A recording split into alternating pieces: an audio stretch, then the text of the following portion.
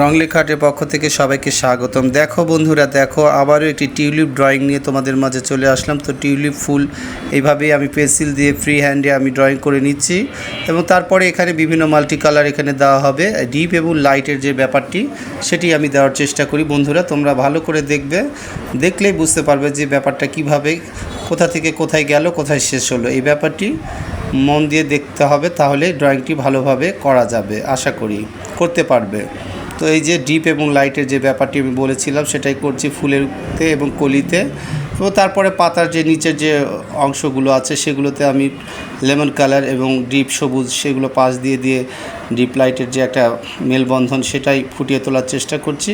তো বন্ধুরা, এই যে ধীরে ধীরে এইভাবে আমার টিউলিপ ফুলটি হয়ে গেল, অয়েল প্যাস্টেলে যে রঙটি। আর এইগুলো অনেক কিন্তু ধৈর্য নিয়ে করতে হয়, করলে ড্রয়িংটি সুন্দর হয়। তো এই যে আমার যে রঙেরগুলো কাজ শেষ, ফিনিশিং। এবার আমি সুতা পেন্সিল দিয়ে একের পর এক বর্ডারগুলো টানছি। তো এইভাবেই বন্ধুরা ড্রয়িংটি একসঙ্গে শেষ হয়ে যাবে। ড্রয়িংটি কেমন হলো অবশ্যই কমেন্টে জানাবে এবং রং লেখা আর্টের পাশেই থাকবে। আর এইভাবে রং লেখা আর্টকে সাপোর্ট দিয়ে এগিয়ে নিয়ে যাবে। আজকে এখানে শেষ করছি, সবাই ভালো থেকো।